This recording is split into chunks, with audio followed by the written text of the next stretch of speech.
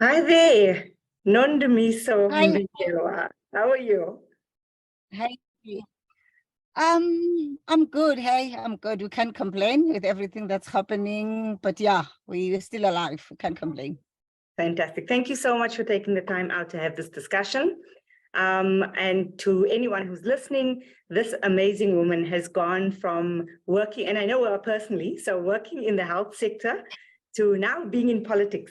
So I thought, what an apt first guest really to have on the show, who's going to take us through just how she's gone through this journey and what it's about. I'm thinking, and I mean, I refer to you as Ndumi. I see you've got that on your screen, even though we've introduced you as Ndumi. So Ndumi, I mean, we met when we were working in health, right? What made you decide to take the leap into the political space? Hey, I don't know. Yes, I don't know. I just found myself there. Can I tell you something? But honestly, it's not something that I planned, but having been involved in the NGO sector, civil society space for more than 20 years, I felt that as much as the struggle is changing, there's a shift, but still we're not doing enough to influence the key decision makers and policy makers. We advocate, we push, and we move to the next one. But what impact are we making to the key decision makers?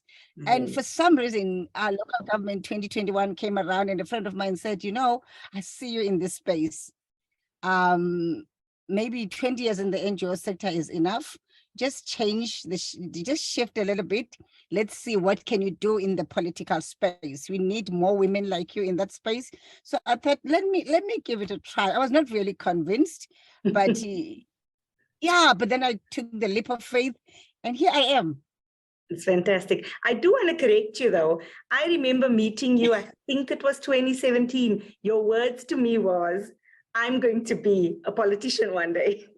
And it stood out for me. And then when this actually happened and you made the transition, I was like, oh my word, this woman actually meant what she said. So as much as you're saying, oh, you don't think that, I think somewhere in there, and you've just mentioned about activism and politics. Coming from a health background, I very often used to say when I was working in a clinic, I'm there for caring for the people, I'm not there for politics. And I was corrected a few years ago when someone said to me, but the person is political. And so looking at your journey, I can actually see the synergies between your activism and where you are at. I mean, you went from being, I think, on a young women and girls program when I met you to communications, if I'm correct. And so like social media and things like that around that. So, I mean, that's all advocacy.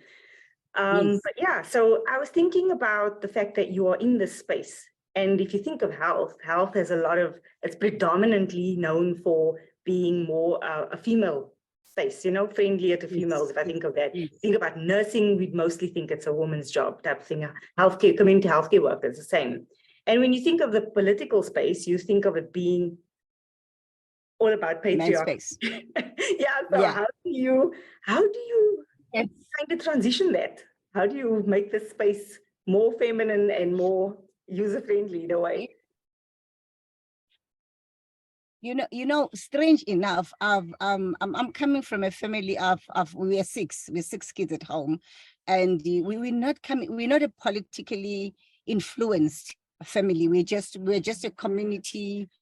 We belong to a community inside, and politics were just that thing that you hear on TV. And for some reason, when I passed my matric, I remember thinking, what am I going to study? I don't know, because remember back in the days we did not have. Are you still there? Because you're frozen on my side. And they. We didn't have that much of a career guidance. So I thought to myself, I remember going to university and I was like, what am I going to study again? And a teacher, nursing. I said, no, I want to do electrical engineering because I was told that it's a man's thing. A man can do it. So when I got into the space, I said, I want to show them that women can do this as well. So that was what I had in mind, that I always wanted to be in a space where I wanted to show that women can do this. So I know deep down in me, there was this little me that was pushing out and saying, I want to come out. I want to say women. I want to stand out for women. So when I joined the space, the NGO space back in 1999 with the Treatment Action Campaign, that's where this child just blew out and said, no, I'm not going to be silent anymore. And then I infiltrated the space, and you will be everywhere doing activism. But then even in that space, you will feel that, women has a limited voice. A man has to seal the deal. I remember one time, I think 4 or 5 years ago, I attended this workshop. It was, can I drop names? It's up to you. It's really up to you. I think it was organized by Desmond Tutu. I think about probably 8 years back. Desmond Tutu organized this workshop. It was AGYW space. So they were talking She Conquers when they were introducing She Conquers in the Western Cape. Okay, you're talking about Desmond Tutu Health Foundation. Yes, I think it was Desmond Tutu Health Foundation. So in this space, they were talking about AGYW program, our government launching She Conquers program. But strange enough, when we introduced to the staff, there was a man. So I asked myself, like, who is this man? And then they said, no, he's the one who's managing She Conquers. I said, no. It's the program says She Conquers. Why must we conquer behind a man? So I think in me, there's always been that thing that says, no, women must stand out, women must speak out. So when I transitioned from the NGO into the political space, it felt exactly like that, like, hey, this is a men's space. Will I be able to get a chance to speak? But when you're in the space, then Ndumi back in the days who pushes away, we'll always find a space to say, let's talk about women. Why are there 3 women here and 14 men? Things like that, when you challenge the status quo and you want to be felt and you want to be heard. But luckily, this political space that I am in, it's very gender sensitive. They treat us like a matanda. They're like, you know what, let's give women to talk. Let's give women a space. But as much as that is good, but you don't want to be treated like we're special. We must filter into the space like anybody else. So transitioning from NGO to politics, I'm still finding my foot in the political space. It's only been 2 years, but it's been one of the best 2 years. I have no regrets since 2021. I'm loving it. I'm maturing. I'm growing in the space. Yeah, I mean, I can see that. I follow you on your social media, and I know that you went through a really difficult period in your life just before you transitioned, right? Which also, I think, spurred you into where you're going. Yes. So okay, I won't go there, but I know that if people want to know about it, they can follow your social media feeds and they can see what you've gone through. But you've been a very, very strong advocate against gender-based violence. And also, I think recently I've even seen you do a post about hepatitis.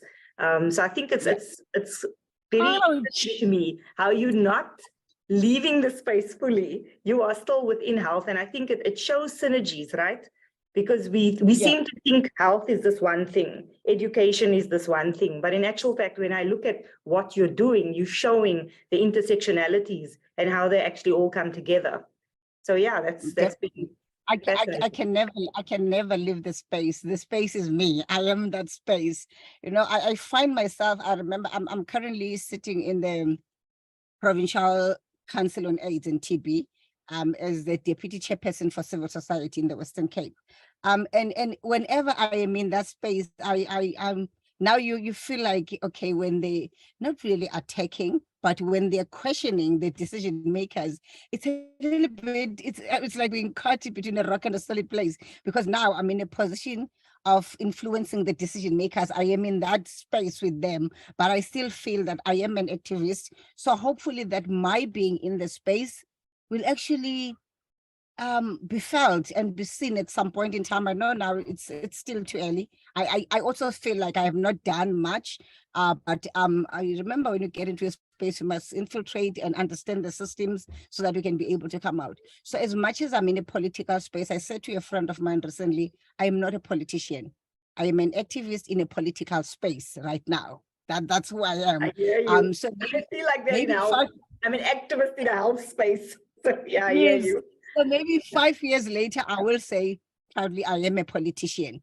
but Yeah. still an activist. So it's a transition that you can never let go of being an activist. That's who I am. In some of the meetings that I attend, there'll be coming from TB HIV Care, when some of the colleagues in the civil society space will be throwing stones at the program that TB HIV Care is doing, I'll find myself defending TB HIV Care because I've been in that space. Yeah. I know the challenges. So same thing that happens now, like for example, the Texas strike.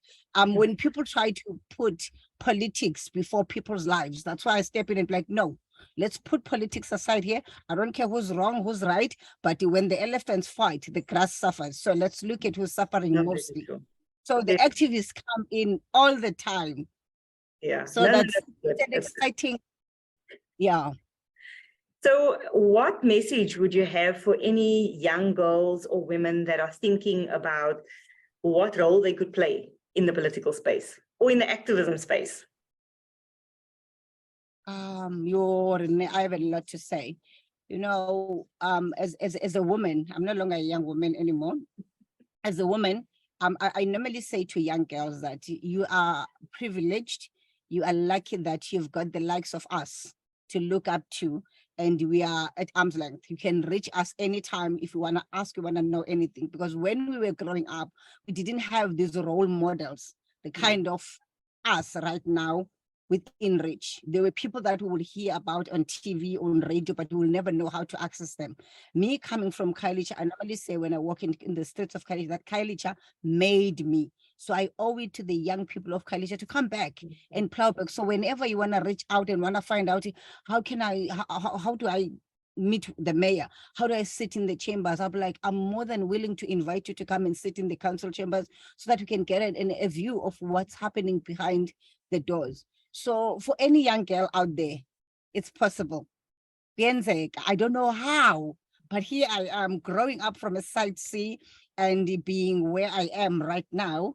It's something that didn't look possible 25 years ago, but here I am now. So it does not matter who you are and where you are, but your dreams are valid. Your dreams are real. Pursue them and trust the universe. It will push you towards exactly that, because that's what happens with me. The universe just kept on saying, we will take you there. Just keep dreaming and believe in yourself. It's possible. That is such a beautiful message. And I totally agree with you. I mean, knowing your story and knowing we're only talking about one aspect, this beautiful story, but we know that there's been hardships to get there. So I don't also want anyone to be listening to this and thinking, oh, it's all just glamorous. And also when you show up in a space, you can get to show up as who you truly are, because you are an activist, you are in a political space, you come from a health background, but then also you're a traditional practitioner, if I'm correct. Yes, I am. Yes, and I think it's beautiful. It's a long road.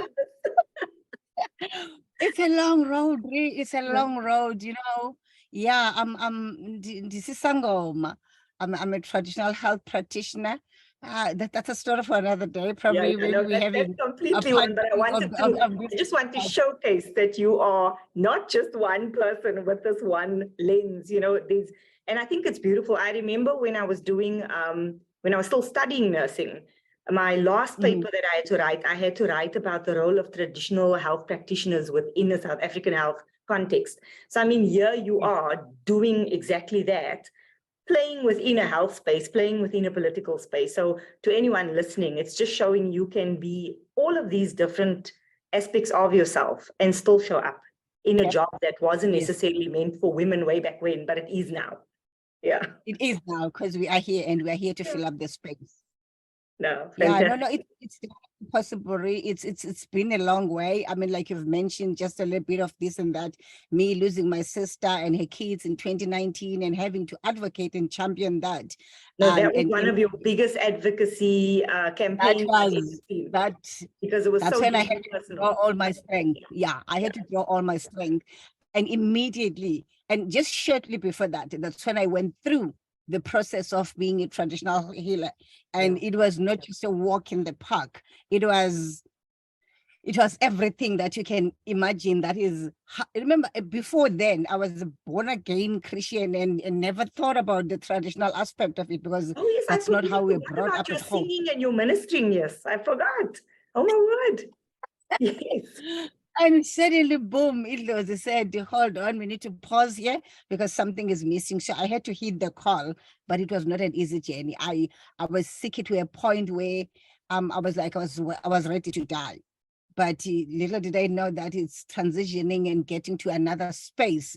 And when I finally accepted the calling and just went on with it, when I was recovering from that, and then boom, my sister. And I was like, no, no, no. But through it all, you stand up, you dust yourself, you say, I'm gonna carry the scars, I'm still gonna live my dreams, and I'm gonna make them proud. So it's been a journey. It's been a journey that I have not enjoyed every moment of it, but I'm enjoying the fruits of every journey because at the end of the day, I'm still standing. No, it's fantastic. It's fantastic, Ndumi. And that is why I really just wanted to have this conversation with you, because I know there's that other little caveats to where you are now that people don't normally see. So yeah, thank you so much for your time and for really sharing into the Sheroes Collective. And you are truly a Shero, a woman that we can all look up to and kind of aspire to and have as a role model. So thank you so much. Thank you so much, Ari. Thank you for the opportunity. Thank you for the platform.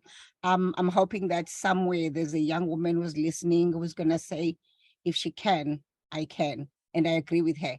If I can, you can as well. It's possible. Thanks, Ri. Thank you.